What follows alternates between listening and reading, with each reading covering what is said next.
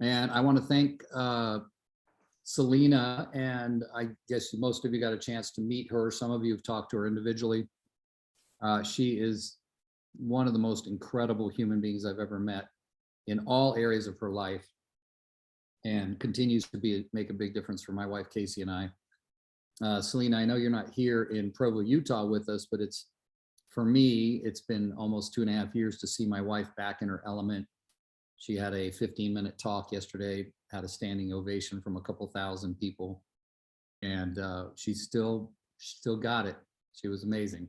I didn't doubt that for a second. Yeah, so I was pretty excited to see that. And most people know I've been more the supportive husband. I did work with her in the new skin business for a while until my business blew up.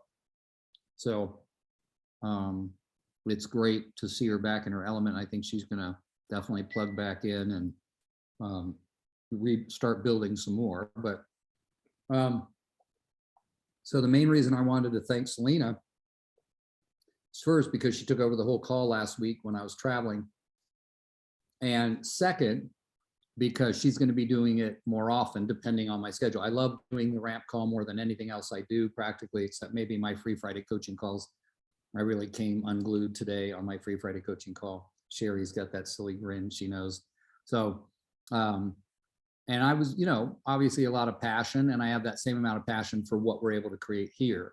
So I'm going to let Selena do the majority of the ramp stuff. I just want to talk a little bit about, before we get started, it'll be a little bit of a repeat for Sherry, but I heard someone talk yesterday, someone that I've known since about early 2019, who came into this business of Nu Skin, and it's a network marketing company, but let's remember this. Network marketing companies, insurance sales, mortgage, they're all sales businesses that require prospecting, period, end of sentence. Networking, prospecting, what they call multi-level marketing or direct sales is the network marketing. So there's work involved, and it's very uncomfortable work. They do a lot of it in social media. First thing that I noticed was that in her talk, that when someone introduced her to the Nu Skin business, she had just filed bankruptcy and was living in fear financially. And one of the first things she did is said, I'm gonna move forward with this, and I'm not going to live in fear anymore. I'm going to live it with an abundant mentality and start thinking about what's possible. We are in a market right now where the more you truly believe in you and your ability, and you decide you're going to create new skills stacked on top of the skills you already have, then you're going to be able to master this market better than anybody. And more than that, you will be forever in the business because you will build something that can never be taken away from you. Right? When I look at my financial catastrophes between 2007 and 2011, the one thing that saved me is that one Saturday morning where I woke my butt up out of bed, and I didn't really want to get out of bed. There was nothing for me to get out of bed for. I was broke. I had no buyers. I had no sellers. I had no team. I was broke. And I had to learn that I was going to live paycheck to paycheck from there. And I went door knocking that day. Okay. In that door knocking, I picked up one really good listing lead that was in a hurry. I picked up two that were 6 months to a year out. That is me doing the activities of what's coming out of my mouth, and meaning my actions and my words aligned. And so that afternoon, the universe rewarded me with a phone call from a past client who needed to sell his $800,000 or $900,000 house in Fremont and buy a $1.2 million home in Danville. $2 million in business coming my way. I started immediately to see, oh, that's right, this stuff works. I've done it before and it worked, and it worked so damn well, I decided not to do it anymore. How many of us have done that, right? And yeah, so the thing that I love about Ramp is it's a constant reminder of the basics that you need to do every single day, 5 days a week. And then when you're taking those 2 days off or enjoying those 2 days, you can say, I did what I was supposed to do. And I feel good because I know the results are coming. But the problem with us, the reason we're never present, is we never did what we said we were going to do. So we can't be present when we're not trying to do what we said we wouldn't do. We're trying to go have fun with our family or do these things. So that's the main reason I'm so pumped about Ramp. This is the reason why I really want us all to plug in at a very high level. We're in week 6. Anybody? Selena, are we in week 6? And that's halfway there, right? We got 12 weeks, right? It's 13 weeks of calls, but our first call was, the launch call and to introduce you to the program. But we got 6 more weeks to go. And there's no better time than a non-holiday weekend like we have coming up tomorrow and Sunday, where you can do some of the activities, but also get caught up on what's keeping you from being fully engaged week 7 to week 12. So that's my message. I want to pass it off to Selena. I'm sticking for a while. I just, I have some commitments I have with my wife today, but other than that, I want to kind of hang in there and see where we're all at. And I'm really excited to see Marina on there and Kristen. I don't know Michelle as well, but the rest of you I do know well. So anyway. Good morning, everybody. Thanks for that, Rick. Love the enthusiasm and the passion this morning. So first of all, I want to start with, anybody want to share anything, any accountability from last week? Kevin, maybe? Kevin, anything?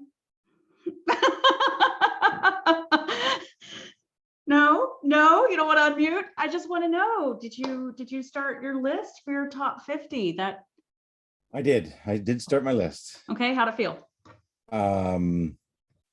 It was good, but I went 3 days and then I kind of tapered off.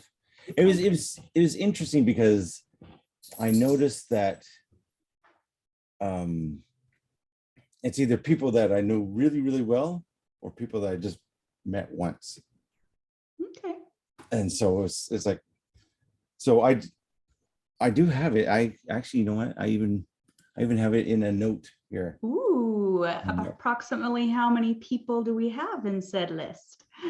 1, 2, 3, 4, 9. All right, nice start. It was only 3 days. You only talked to 3 people a day? That's 2 days. That was 2 days. It's 2 days. Well, Okay. it also what was funny is let me screen share. Can I screen share? Yeah, let me see if I can do it. Let me make sure.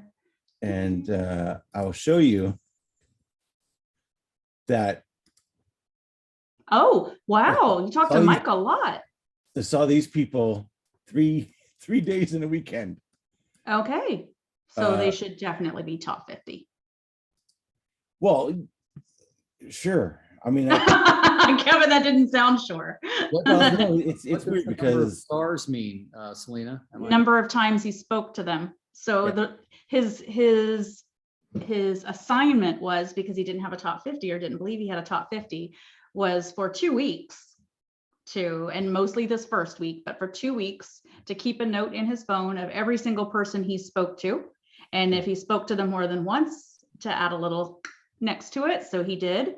So because I have a feeling his top 50 is already there. He just doesn't know it yet. Yeah. So it was interesting because there's an event one day where I talked to this person and all those same people were at the same event the next day. Okay. So, but yeah, it was interesting. I would say keep at it. You're Yeah. going to see that it's going to slowly develop. You're going to see the people that you spend time with that know and trust you and like you, and you're just going to keep adding to it. Now, obviously closed transactions, those are great ones to add to it because they love us. They just closed. Right. But I do want you to keep moving with the list. So that's awesome. Thank you for doing that and sharing that. I appreciate it. Anybody else have anything they want to share with regards to maybe keeping up with the daily success habits or actively continuing to work on everything we've been talking about? Anybody want to jump in? No? Sherry? Well, I definitely have been keeping better track. First I was just celebrating the fact that I had printed out the DSH every day. But I figured out that it really bothered me to print a new one out every single day. And so I just decided that I would use one for the week. And Perfect. if I write all over it or whatever, that just would work. And then being me, I had to recreate it. So I did. I know. But I'm using it. That's okay. And I'm keeping track. So it's like, okay, but yes. How does it feel keeping track of it? Do you feel like you're meeting your goals or do you feel like you're getting kind of lost in the day? What do you think's happening? Well, that on top of doing the perfect week, and then laying that over the top of my calendar this week, has really kept me very lined out, knowing what's coming instead of getting done with something and going, well, what do I do next? And it really has helped. And I really do feel like last week and this week, I am head and shoulders more productive than I've been. Nice. Not the month I was out, but prior to that. It's a good restart. It's been great. Love So it. I yeah. love it. Excellent. All right, well then we'll jump in a little bit. Let's review what week 6 was about. Everybody watch the videos? Mhm. Yay, thank you. Anybody who is currently off camera, if you wouldn't mind joining, if possible. If you're driving, do not. I do not want to see you looking at a different screen other than the one in front of you with other cars.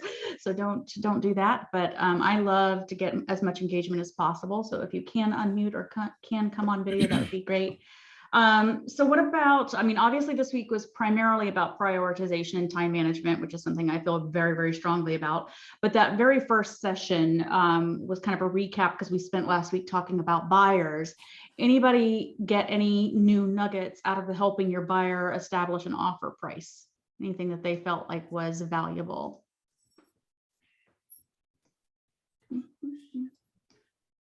Nobody thought that was valuable? I thought that particular video was pretty good. You know, and the primary thing is probably the understanding your market, which I think is probably going to be something we all need to be digging into as much as possible right now. It's going to be a question that's going to come up all the time. I was coaching someone yesterday and I said, you know, she said, oh, you know, things are really, really slow. And I said, great. How many new active listings have come on in the last 24 hours? And she said, well, I don't know. I was like, great.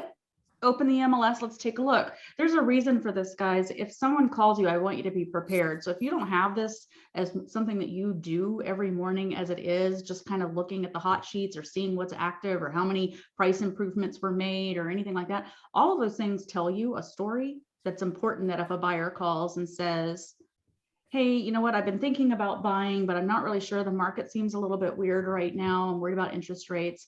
What's your script? Anybody want to share what you would say to me? Ring, ring. Hey, I'm a buyer. I'm looking for a 3-bedroom, 2-bathroom in the Fremont, California area. I don't know. I'm a little bit nervous about this market. I don't think there's a lot of inventory out there.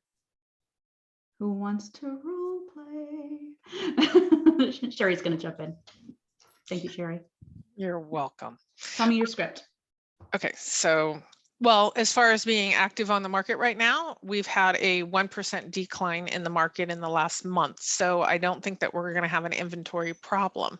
What we need to do, though, is hone in on what you're looking for so that we can specifically find what's in your price point and how to move forward to get you seeing the houses. And I would like to help you bridge that gap. Thank you, Sherry. Thank you. So, you know, it's interesting, guys. You're going to see all walks of life come in as a buyer, right? We're going to see folks who are just super excited about buying. And then you're going to see some high D out there somewhere who wants all the statistics on whether or not it's a good time to buy or not, and how many things are coming on the market or how many are going pending. What's the average days on market? Do I need to rush? You know, whatever that is. So it's really important to be doing all of that research.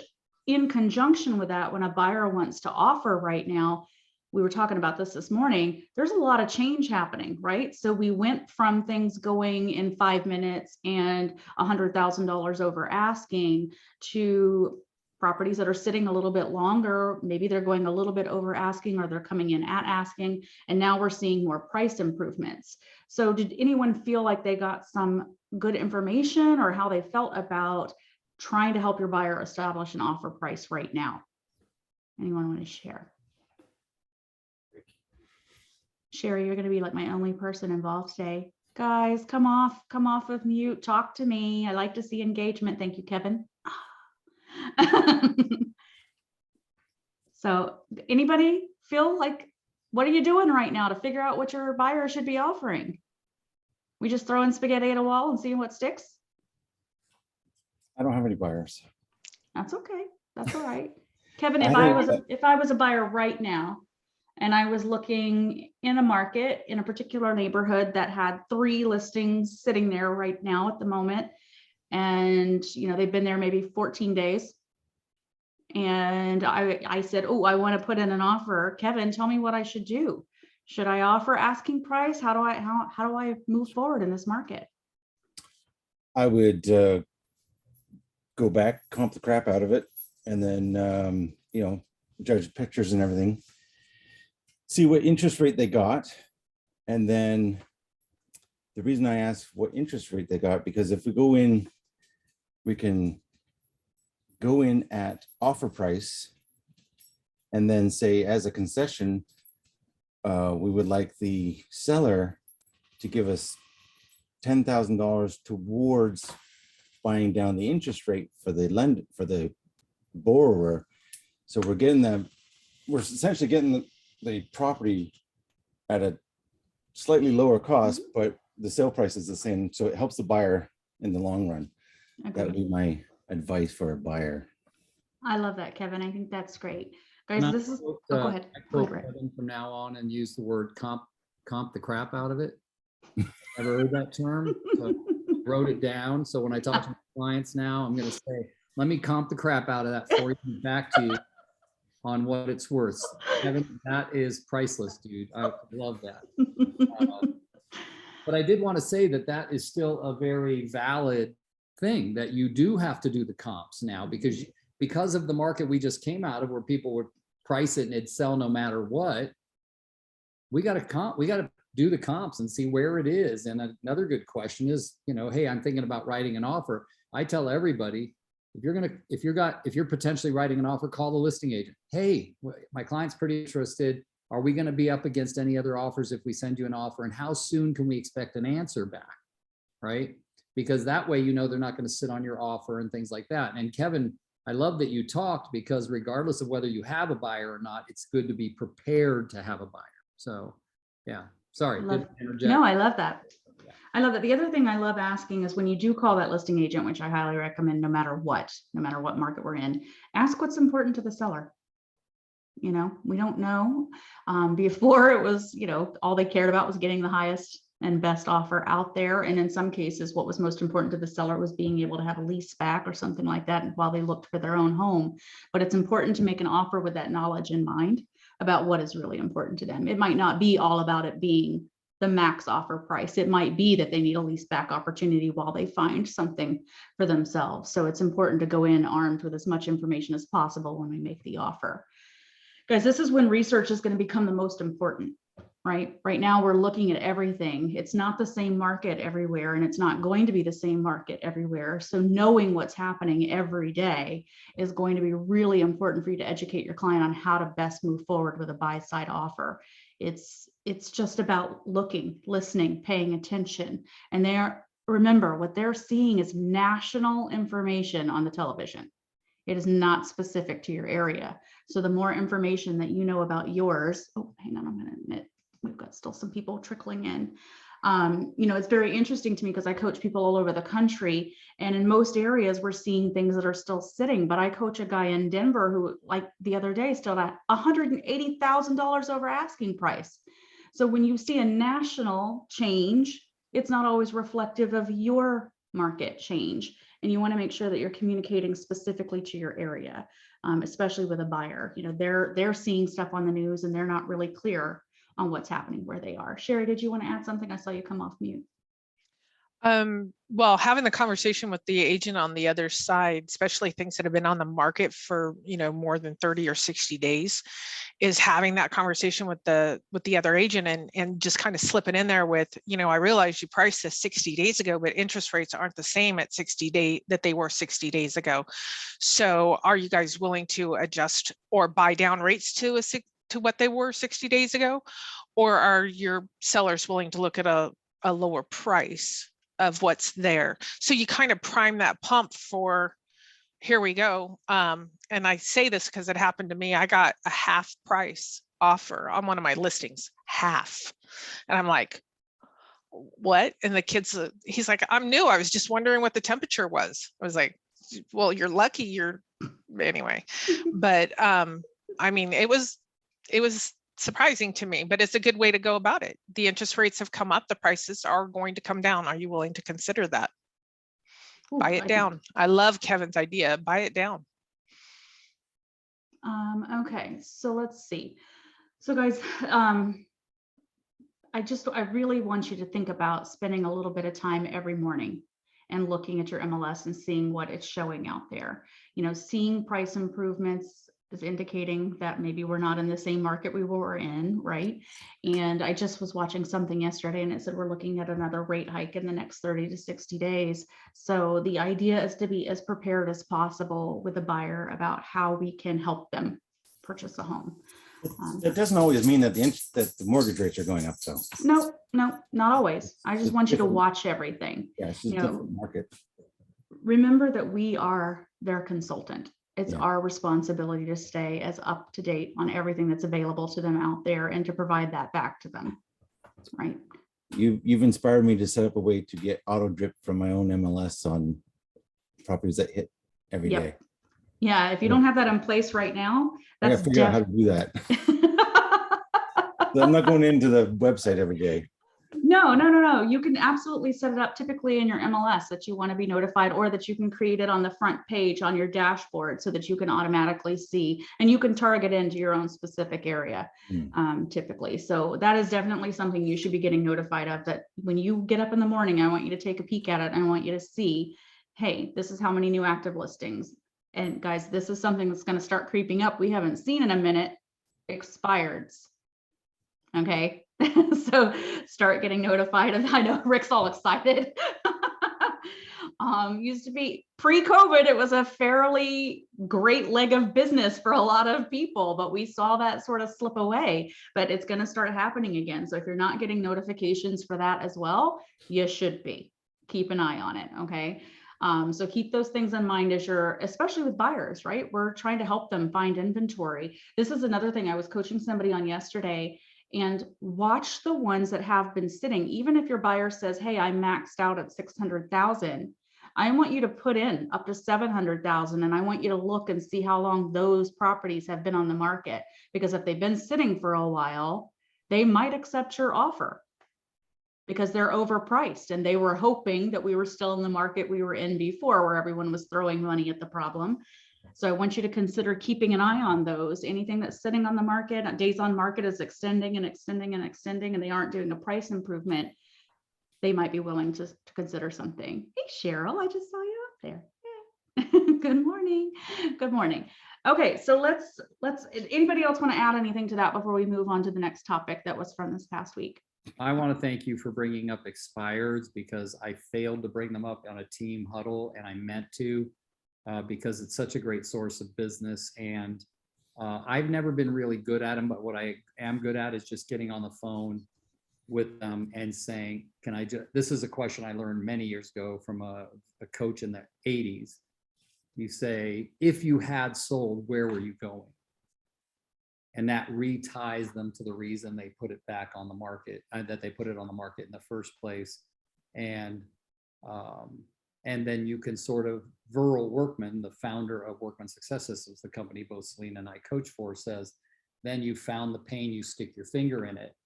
Well, what are you going to do now that you're off the market? What about, like, so many would say we were going to sell and go live closer to our grandkids. We say, well, what are you telling your grandkids now?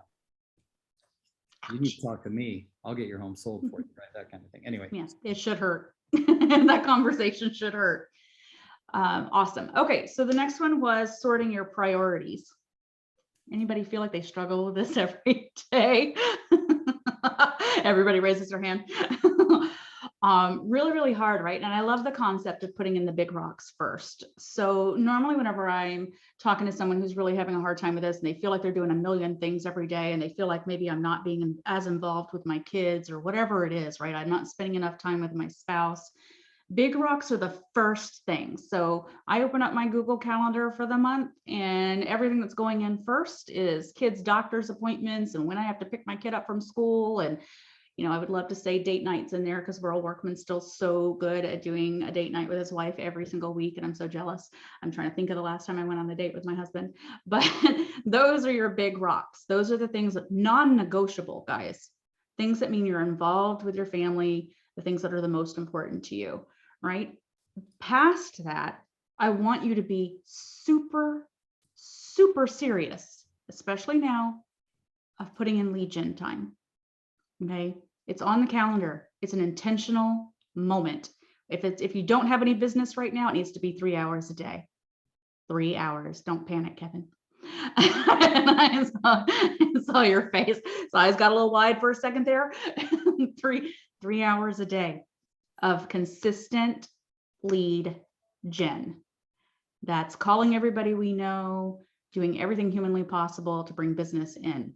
Okay, if you're doing relatively well, you can go down to 2 hours. And if you're freaking killing it out there and business is just falling in your lap all day, every day, still a minimum of an hour. That's consistent. That means you're putting it on your calendar. And I want you to think about when you are the most energetic, because how you show up can change how the call goes. So some people are amazing first thing in the morning.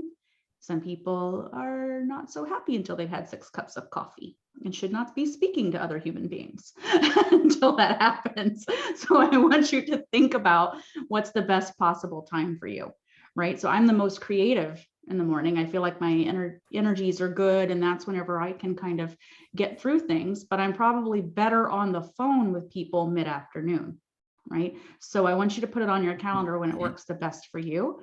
But I also want you to be really, really aware of this as well. If you are calling the same person every single morning and they are never answering the phone, I want you to call them in the afternoon the next time. So sometimes we get log jammed into doing it in the morning and we're like, I don't know, I've called this person 7 times and they've never responded. We have to realize that sometimes we have to adjust if we're not getting somebody at a certain time. So who here loves their calendar? Like you're like super scheduled.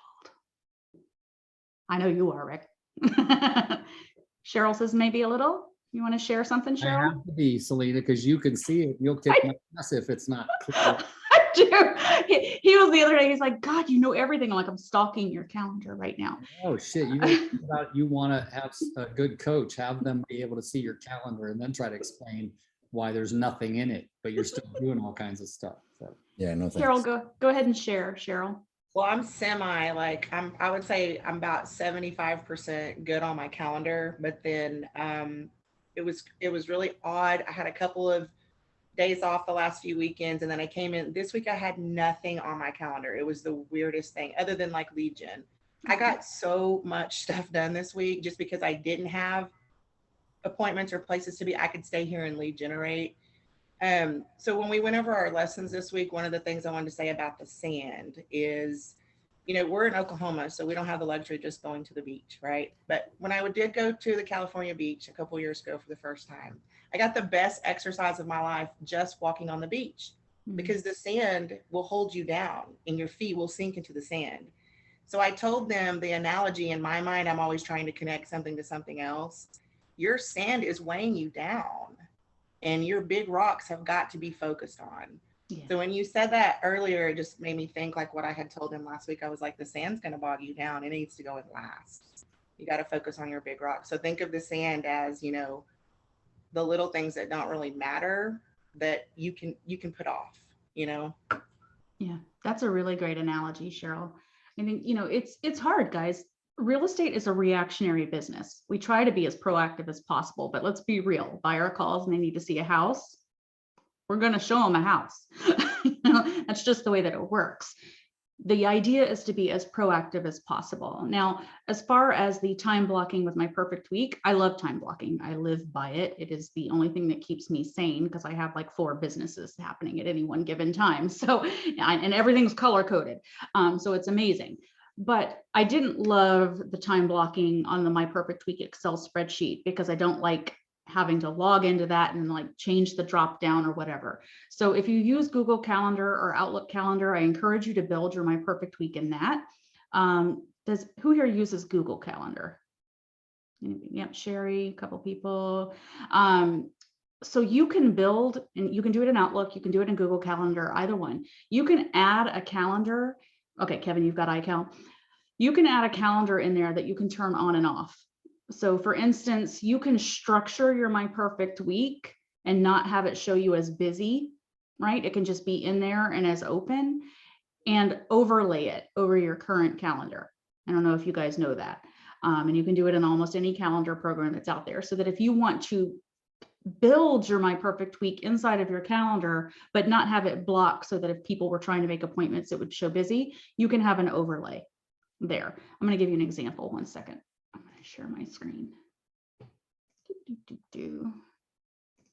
This is one of my calendars. Okay, so everybody see my calendar here? Pop it. Okay, so you see all of these little guys over here.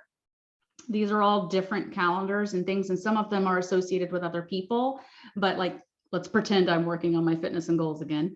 But it used to pop up and down on like the things I was doing. But for instance, like here's my husband's, right? See how I can turn it on and off and different things pop up? You can do the same thing in your calendar by creating an additional section here. And let's say you wanted to build out your My Perfect Week and have it overlay, but not show blocked. It would pop up on your screen and say, this is when I said I wanted to lead gen. This is when I said I wanted to work on marketing. This is when I said I wanted to do those things. So you can build it out in advance. So you can see like last week, and you can see I have things that are blocked. This is because I'm doing stuff for other businesses and things like that. But I encourage you to be really intentional with your calendar and put in, you can see color coding, right? So yellow is coaching, purple is Rick, because, he loves purple, different things like that. But I want you to be intentional with the calendar and putting that in, because if you're one of those people that are like super reactionary and you get distracted a lot, you can turn your overlay on and you can say, this is when I said I was lead genning, or this is when I said I was going to do that thing. Does that make sense? And the beauty of Google Calendar, iCal, or any of those is, and Workman says this all the time, we never erase, we just replace. So if your day goes to heck in a handbasket because a buyer called and said they need to see that house in 5 minutes, I never delete anything. I just drag it to the next available opening, right? So I'm just pulling it over, especially in Google Calendar, super easy to do. I'm like, man, I really needed to get to this CRM Grow thing today, but something came up, I had to get on a call, I drag it to the next day. Does that make sense? Who here feels like their calendar keeps them on task? I mean, I know Cheryl said that hers, okay, Cheryl, she's got hers, excellent. Anybody ever forget about an appointment? Yeah, Vanessa says, hi, Vanessa. Only if it's on my calendar. Only if it's not in your calendar, right? And it happens, right? It does, it totally does. And it's because I have a written calendar and a phone calendar and one on my desk, and sometimes it doesn't get transferred. And so now before I leave the office on Friday, I transfer the next week all the way through and make sure it's everywhere. I'm getting better at that. That's awesome. My last item on Friday to do. That's awesome. That is the difficulty, right? Most of us have used some sort of an agenda, old school sort of thing for a period of time. And then, or we write it down on I have a very serious problem with sticky notes. It's a thing. We write it down and then we forget to put it in there. So it took me a while to kind of readjust that everything is in my calendar, but I'm also intentional about my time in there. It's not always appointments. It's something that I like this morning. I was like, dear God, if I don't order my son's school uniforms, they're never going to come in on time. And I'm going to pay like $75 of extra shipping. That goes on my calendar. Selena, don't forget, So I want you to be intentional about lead gen time, marketing time, Kevin, top 50 time, whatever that is. And you start building all of that directly into the calendar. And all of a sudden you start feeling like you have more control and you're less reactionary, more proactive, right? We're working on the things we need to work on. Anybody else have anything, like, do you struggle with prioritizing? Do you feel like that's something like you're like, oh, I can't figure out what's the most important thing to do today? Cheryl, you've got this on lockdown, huh?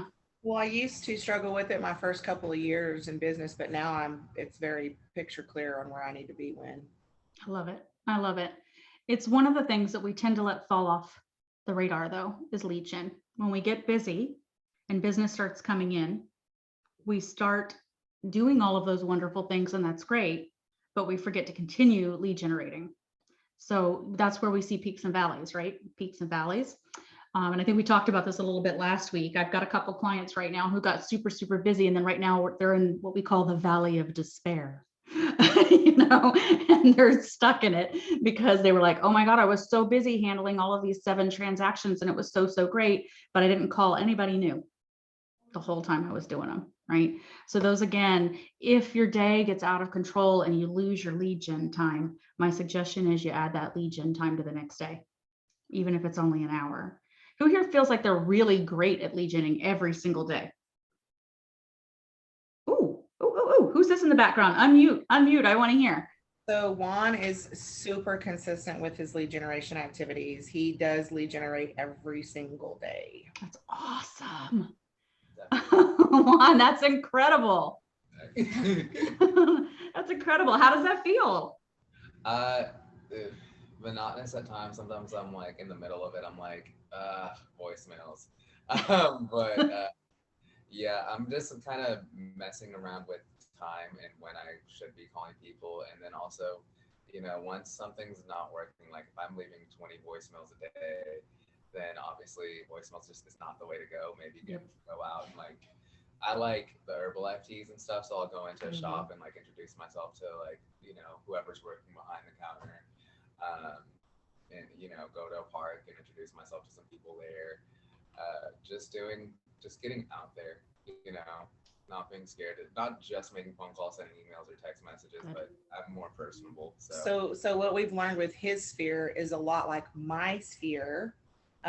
We're a little bit more influential than most of the people that we're calling. So it's really hard to get business from people that are not wanting to buy or can't purchase a home. So I think that he's kind of learning, he's at that point, he's a newer agent. So he's kind of learning like really who his friends really are, who wants to support his business and who don't. And I think that he's finding that complete strangers, he's getting a better outcome with them than necessarily. Wow.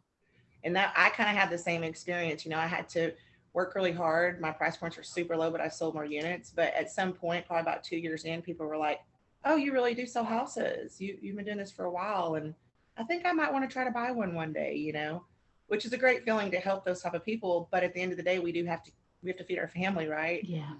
So I think that that's kind of what he's discovering. And he just made a comment a while ago about, I got a few people I've been calling multiple times, left voicemails or not, but maybe I should call them at a different time of the day.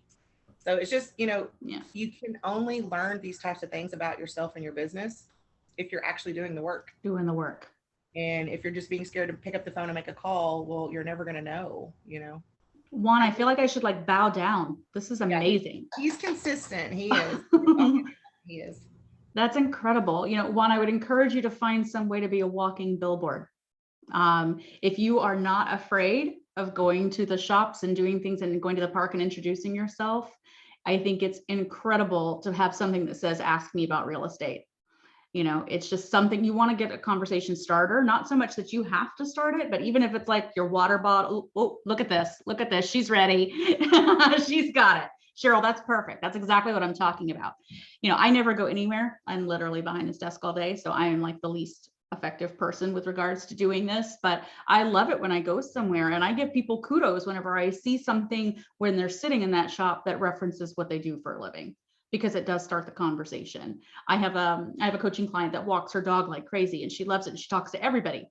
And I said, well, great. What kind of conversations are you having? She's like, I say hi when I go by and how are things or whatever. And I was like, I would like you to get a little t-shirt for your dog that says, ask my mom about real estate. I guarantee you're going to start having conversations about real estate.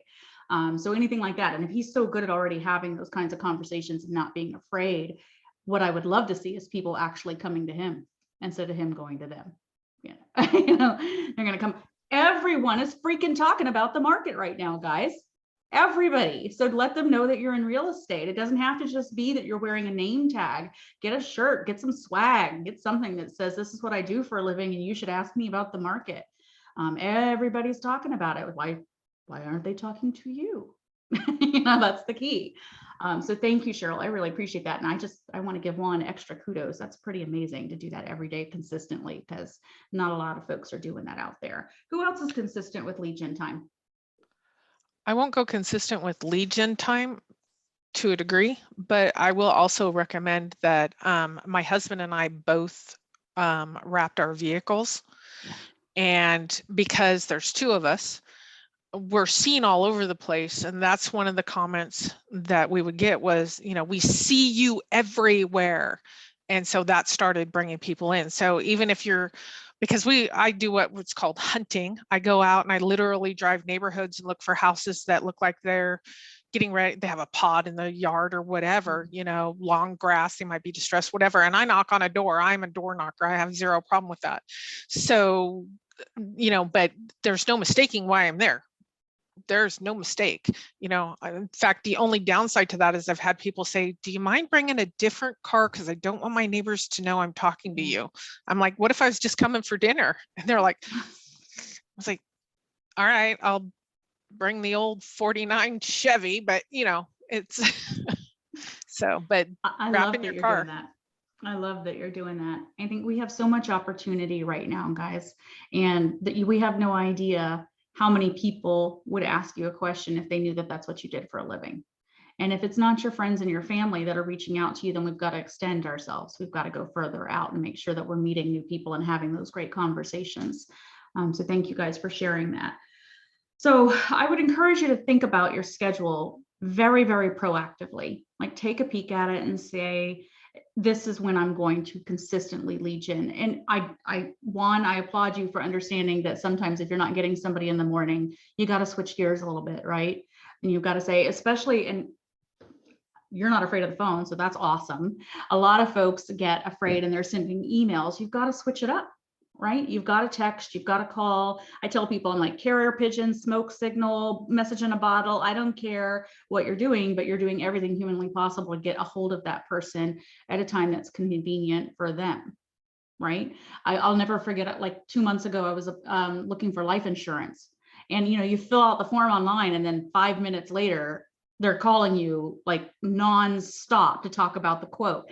And I was like, hey, I'm on a call. And they kept calling and they kept calling and they kept calling at the same time. And I was like, oh, super getting annoyed. And then I was like, hey, first of all, great job for continuing to call, And then later when I finally answered, he said, oh, I've been trying to reach you today. And I was like, I know, but I was working. But I'm glad you called me back at 6 o'clock because that works better for me. Those are the kinds of things you have to think about. Like if they're not answering and you're consistently calling at the same time every day, we've got to switch gears. Okay. So even if you just say, hey, on Mondays, Wednesdays, and Fridays, I'm going to call in the morning, and on Tuesdays and Thursdays, I'm going to switch to afternoons. Okay. You got to think outside the box. Think about what works for you too. Are you as available during the day or more so in the evening? Think about those things. Okay, let's see. Prospecting and converting leads. Who here? This came up on a call I was on this morning. I was mortified while I was on with a coaching client. I found out that this team has over 300 leads coming in a month. Just fan-freaking-tastic. And they have one buyer's agent. That's 300 buyer leads. One buyer's agent. I don't know if anybody knows this, but only one buyer agent should handle about 25 leads a month, period. It's 25, one agent per 25. So I was like, oh my God, I'm dying inside. And I said, well, what's happening to the 300 leads? You've got 300 buyers right now if you're out showing homes. She's like, no, but I've got like 15 A buyers. And I said, well, what about all the other leads that came in? And she was like, yeah, I don't really get to them. I wanted to die. I wanted to rip my eyelashes right out.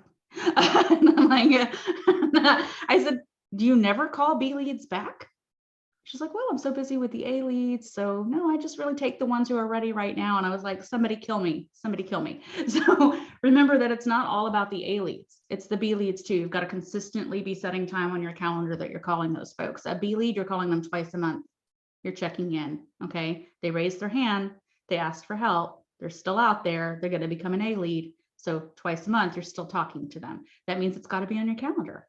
It's not just about the people who are ready, willing, and able right now.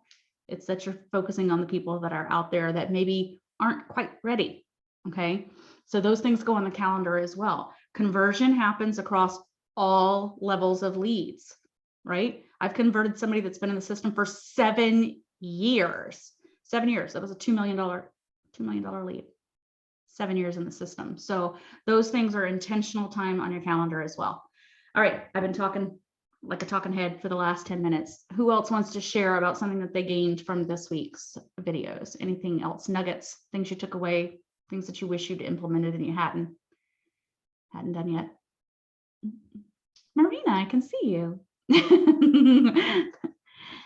Don't drive and talk and look down at the same time. Good. Okay, good. She's paused. Tom, I see you in the background. Anything you want to share? I will call on you all. Letitia, Colin, everybody. Good morning, Selena. Good morning, Tom. Yeah, I think one of the biggest things that I've been working on, shared with you a little bit offline, was just my reading of the book, The Gap in the Game, that Rick mentioned. Man, talk about mind-blowing. There's few books in my life that have had such an impact on me. One of them is The One Thing by Gary Keller. Highly recommend it. The other is Never Split the Difference, Negotiate Like Your Life Depends on It by Chris Voss. Exceptional book on communication and negotiation and influence. Another was The Traveler's Gift by Andy Andrews. But this one, man, The Gap in the Game. I realized so much how I've been in the gap, just constantly looking at what I haven't done, what I haven't achieved, what I haven't accomplished. And not only does that rob me of the joy of what I have accomplished, but it keeps me stuck, which is the worst. When you're all about what you haven't done, it in your mind gives you evidence of what a slug you are, what a waste of space I am, I can't do anything, I'm not worthy, all these stuff that, these stories that we tell ourselves, and it keeps you stuck in inaction. And as we all know, the most important thing to do, especially in our business, both on the production side as well as the rev share side, is to get into action. And if you're convinced that you're a person who doesn't accomplish or doesn't get into action, then you don't. Tony Robbins says the strongest need in the human psyche is to stay consistent with how we define ourselves. So this book has just been huge into helping me redefine myself and look at the game, even small wins. Look at the game, redefine yourself as someone who does win, who does take action, who does do the things necessary. And wow. So I'm getting to know this new me, this new Tom, just introducing myself to him and just like, hey, you know what, we can run together. And yeah, I know I have evidence to the contrary that I am a person who gets shit done and I do accomplish things, and but it's what we focus on. You can focus on the roses or the thorns, and I've been focusing too much on the thorns. So okay, so thank you for that, Tom, because I think that's pretty incredible. It is in the work that we do, right, that all of this shows up. And it was something a long time ago Burl said to me, because I was feeling a little stuck and I was like working my butt off every day, but I felt like I wasn't really making any movement forward. And he said, Selena, I want you to really think about what defines success for you in a day. What is the one thing you could do that day that would make you feel successful? So I want all of you to think of the same thing. And it's different for everybody, right? For buyer's agents, it's that they got a new buyer lead and they've set a new buyer appointment, or that they got a new buyer agreement signed. For listing agents, it's typically that they set a new appointment or they got a new listing agreement signed. If you're a leader or you're a staff or you're recruiting at a high level, it's that, hey, I brought on a new recruit. I made a new appointment for that. It's different for every single person, but you have to figure out what that is that defines success for you that day. And that's literally what you're working towards on that day. Everything else can fall by the wayside to a certain extent, except for the fact that you're doing that one thing that makes you feel successful in that day. Because otherwise you go home and you feel kind of crappy, right? You're like, geez, I just did all this work. I was sitting there for 8 to 10 hours and nothing came from it. So like I have a couple of folks right now, their goal is 3 listing appointments a week. That's their thing, 3 listing appointments a week. So every day they're doing the activities that lead to that. So before I go into the scroll, which is one of my favorite, I'm going to bring something up first because it leads in and segues nicely into the scroll. Anybody go on vacation recently? Go on a trip? Anything you've done? Nobody? What normally happens before you go on vacation at work? What do you do? What does your week look Get like? a whole bunch of stuff done. Like Holy crap. Right? Like you were like, oh, I am not leaving on Saturday until this entire gigantic list is done. And you work harder than you work the entire rest of the year in order to prepare for being out on vacation. Like if we lived every day like that, imagine what it would be like, right? So I'm going to lead us into the scroll. I will live this day as if it is my last. One of my favorites, okay? And what shall I do with this last precious day which remains in my keeping? First, I will seal up its container of life so that not one drop spills itself upon the sand.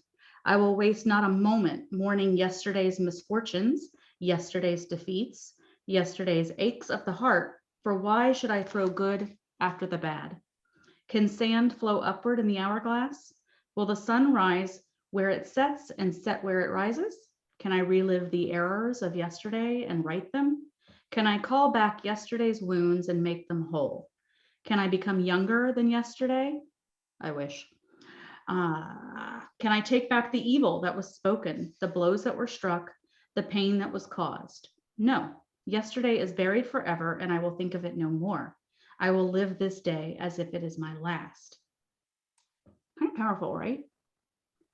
If today was the last day, what would you do with it? What would you do with it? Oh, I love the 12-week year, Sherry. Oh, Vanessa, did you want to say something?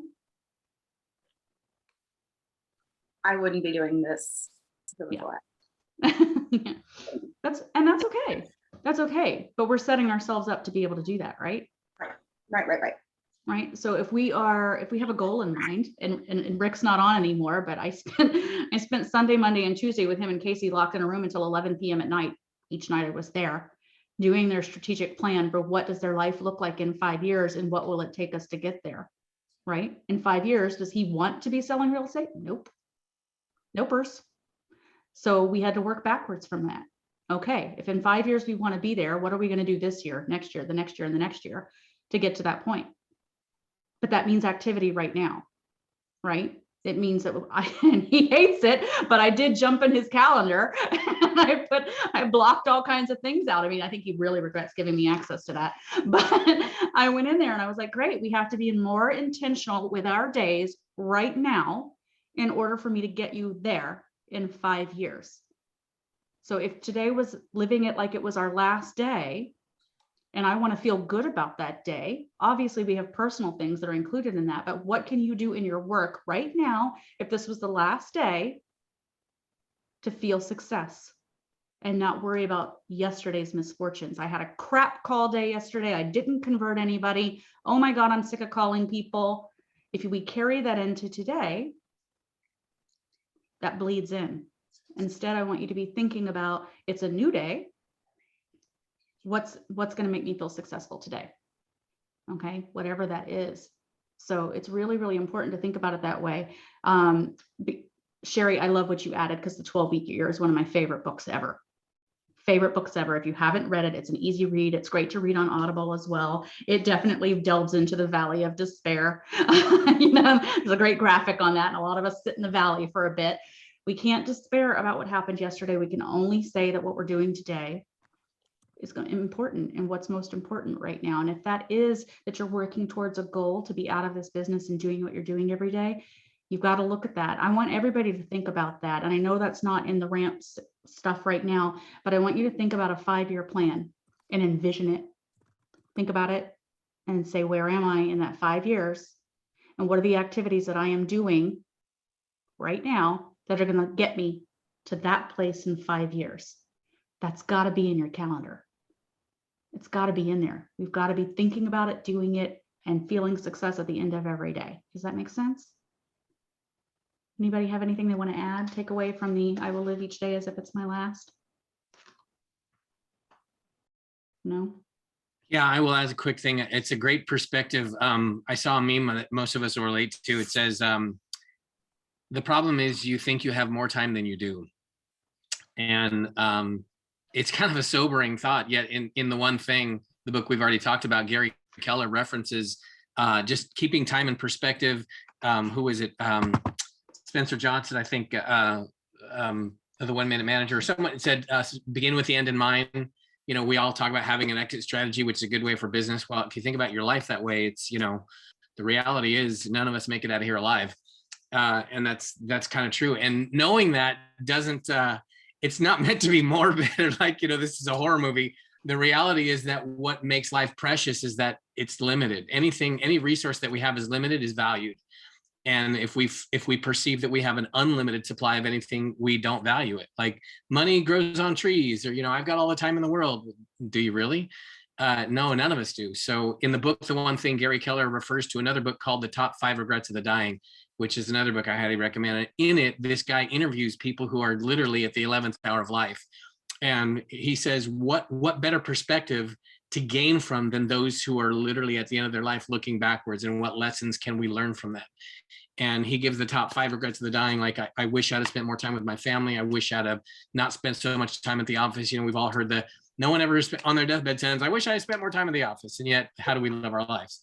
But the number one thing, which is so powerfully, says, I wish I'd have kept better track of my friends, stayed in touch. And the number one regret is, I wish I'd have lived the life that I wanted to live, rather than living the expectations of others. And wow, how powerful is that? How often do we don't pick up the phone and call that client, or don't pick up the phone and call that agent because we're worried about what they're going to think of us, or whatever, or say I'm sorry, or say I love you, or say let's begin, or it's over, whatever is appropriate at the time, because we're worried about what other people are going to think. And for me, that's huge. So I want to put that in my wall so that I can see it every day. That's awesome. Yeah. Thank you, Tom. I appreciate that. Guys, I have a 2:00 I have to jump on, but I really appreciate everybody being involved today. And, guys, You have plenty of time. It's only 11. It's 2:00 my time. Remember, I'm on the East Coast. I know. I'm on the East Coast. So guys, go into this week with intentional activity on your calendar, right? Keep track of these things and make sure that those big rocks go on first, and that you're definitely filling in the Legion. Juan, I'm going to be thinking about you all week. I think that's so incredible. Everybody be like Juan. Okay, everybody call every day. And Kevin, I can't wait to see your top 50 grow. Thanks, everybody. See you next week. Bye.